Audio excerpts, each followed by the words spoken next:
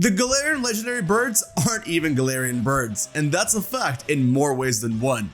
We already covered 50 facts on legendary Pokemon from Gens 1 to 5, so now we're going to be covering 50 facts on legendary Pokemon from Gens 6 to 9. Xerneas and Yveltal were created by both Ken Sugimori and Yusuke Imura, as Ken Sugimori initially designed these legends but encountered artist block, and for the first time, he passed the designs onto another artist, which was Imura, who furthered the designs with Ken Sugimori finishing them up. Xerneas and Yveltal are the only game mascot Pokemon in Scarlet and Violet who are unavailable through transferring since they're not obtainable in the games. They're obviously being saved for Legends ZA. Speaking of which, Zygarde is the only Pokemon that has 2 standard abilities but does not have a hidden ability.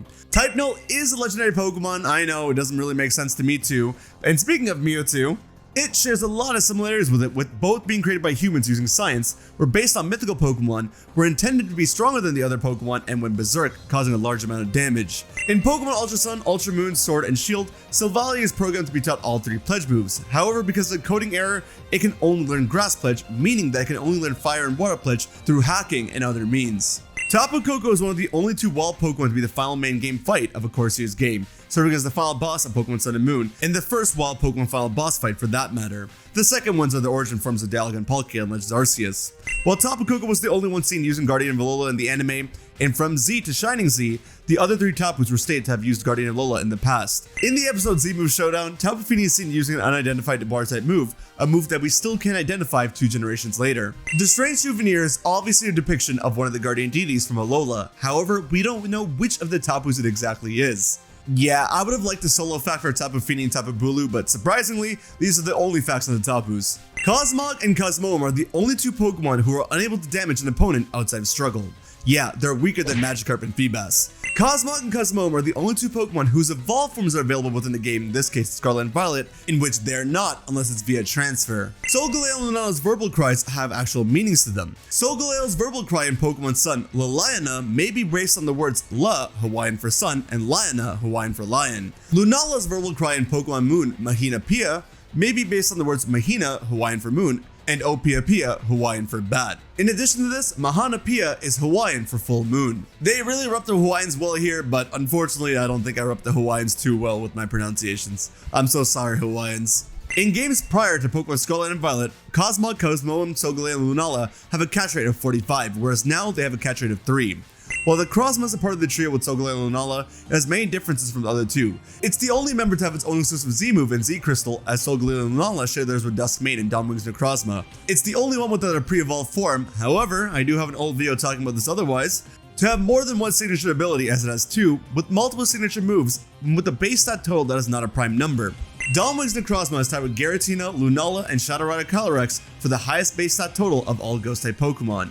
Also, Dawnwing's Necrozma is the only blue Ghost-type Pokemon, which, like, what the hell, man? More blue Ghost-type Pokemon would be so cool. Duskmane Necrozma is the only Steel-type Pokemon to not be able to learn Steel Beam. Ultra Necrozma is the only Pokemon with a base stat total of 754, and the only Psychic-type Pokemon with 2 or more pairs of wings, which, I mean, like, most Psychic-type Pokemon don't even need wings, so this makes a lot of sense. This next one is crazy, and you may not believe me, but I need you to hear me out on this one. The Galarian birds aren't actually regional forms of the Cantonian legendary birds. They're their own unique Pokemon. The Pokedex entry for the Galarian legendary birds imply that their similarities to legendary Cantonian birds are actually a coincidence, and that they're actually completely different Pokemon. The only reason why they're categorized as the same Pokemon and given similar names is because that they're similar in terms of their physical appearance. But if that's the case, then why can't they say Alomomola as Univin Love Disc? And you know what? Actually, now that I think about it, now that we're in Gen 9, one may even say that these Pokemon are just convergent species or regional fakes of legendary birds, similar to Wiglet and Toadstool lines. They might even be the reasoning behind convergent species in the first place. And if that's not bad enough, the Galarian birds aren't even Galarian. According to lore, they travel all over the world and only visit Galarian's crown tundra once a year. So they're legit fakes in every regard, shape, and form. Oh yeah, and the Galarian birds are the only regional forms in Pokemon Scarlet and Violet that are unable to have the Paldean origin mark. Crown Sword Zacian has the highest base speed stat of all Fairy-type Pokemon and Steel-type Pokemon. It's also tied with Mega Diancie for being the highest base stat total of all Fairy-type Pokemon. Alongside this, Crown Sword Zacian is also the heaviest Fairy-type Pokemon. Crown Shield Zamazenta has the highest base defense and special defense stats of all Fighting-type Pokemon, and Crown Shield Zamazenta is the heaviest Fighting-type Pokemon.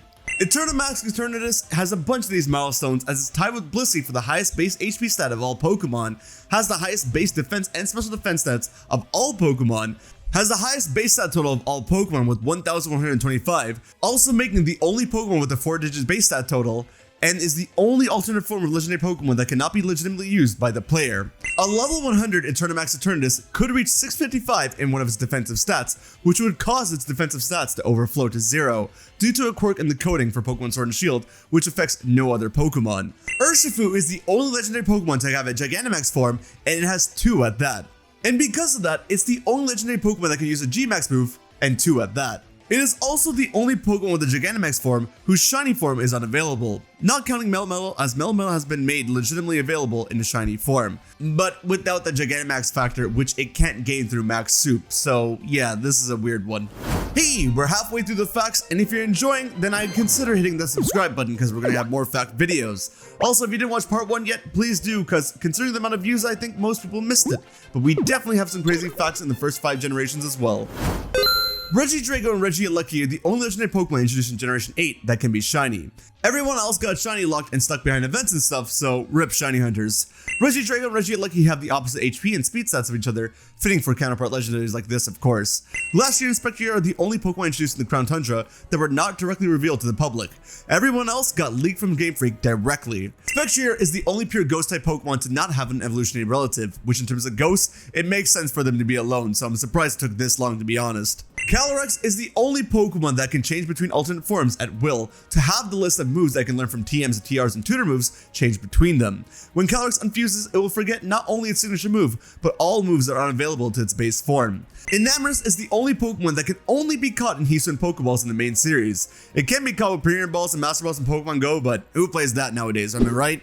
Wo-Chan's in-game model has 92 tablets in total, and you can actually see all 92 tablets in one of its animations. The tablets spiral out from the plants underneath its body, and at the peak of its animation, you can see all 92 of them. Chien-Pao is one of the only Ice-type Pokemon to not be able to learn Ice Beam, the other ones being Snomp and Frost Rotom. Ting-Lu and the other Treasures of Ruin are the first Pokemon whose base stats were adjusted via the patch of the game. Out of the Treasures of Ruin, Ting-Lu was the only one to have a base stat increase during the Scarlet and Violet patch. However, Ting-Lu still suffered an overall base stat decrease by 10 points like the rest of the Treasures of Ruin. Chi-Yu is significantly lighter than the rest of the Treasures of Ruin, probably because it's just made of fire and is a tiny fish. Chi-Yu is also the only fire-type Pokemon with fins, because really, how many fish-type fire Pokemon are we really gonna get? Koraidon and Miraidon have the highest number of forms that are unavailable in the games, but are unusable in battle. They both use 3 forms solely for travel and enter your party in their 4th lower power forms, but they can only battle in their high power forms. But interestingly enough, the forms are fully usable in battles when hacked into the game through glitches and other means. Miraidon is the tallest Paradox Pokemon, and the only future Paradox Pokemon known to be taller than both its present day and ancient relatives. In an unused Pokédex entry, non-Apex build Koraidon was supposed to be the same height as Ultimate Mode Miraidon, and taller than Apex build Koraidon, but I guess I scrapped that. The Loyal 3, aside from level 1, learned moves at a multiples of 8. They share this trait with Petrarun. During the start of the battles against the Titan forms of Okidori, Munkidori, and Pheasantipede, a psychedelic effect briefly appears on screen. This effect shows how Petrarun bestowed its toxic powers upon them. The Loyal 3 are the only deceased Pokemon to be shown being revived on screen in a main series game. I'm sorry, Marowak, it should have been you. Outside the Teal Mass, the other 3 mass forms of Ogerpon all had unique type combinations before Ogerpon's existence. Wellspring Ogerpon's Grass and Water type was unique to the Low-type family, Heartflame Mask Ogerpon's Grass and Fire type was unique to Scovillain, and Cornerstone Ogerpon's Grass and Rock typing was unique to the Leaf family. Terapagos has a 50-50 gender split, but the Terapagos in the Indigo Disc can only be male, meaning that a female Terapagos is currently unobtainable through legitimate means. Terapagos and Eternatus are very similar. The 2 legendary Pokemon that are responsible for the special type of transformation found within their respective regions. They entered a dormant state in the past. They also both have transformations exclusive to them related to these phenomena, increasing their stats and can absorb energy needed to use these transformations from other Pokemon. They also each have a form that cannot be used by the player in battle that also have programmed stats, in this case Eternatus Eternatus and normal form Terapagos, as you can never battle with them. Both of them were also introduced in the game, which had DLC and had its main mascots be a legendary duo. Despite being a gender unknown species, Zacian is referred to as Zamazenta's older sister in his English, Japanese, and Chinese Pokédex entries. Other language versions use a gender-neutral word. Cosmog, Cosmo, and Type Null were the first instances of legendary Pokemon able to evolve, with all 3 debuting in Pokemon Sun and Moon. The Guardian Deities and the Treasures of Ruin are very similar. They're a quartet of legendary Pokemon situated in a region. Both quartets share a base stat total of 570. Each quartet has a shared type, the Guardians being Fairy and the Treasures being Dark. Both quartets have the same signature move, they just named differently, Nature's Madness and Ruination, but they both cut their user's HP in half. And within their quartets, they all share similar abilities, with the Guardians having the Surge abilities, and the Treasures having abilities that cut the stats of all Pokemon in the field. Regidrago terrestrializes, instead of its head, the Terra Drill appears on its right arm. Ogerpon, its Wellspring Mask, and its Cornerstone Mask are the first instance of a Water and Rock type Pokemon being fully female. And Namorous is the only legendary Pokemon to close out a generation's national Pokedex, as every other generation closes out with a mythical Pokemon.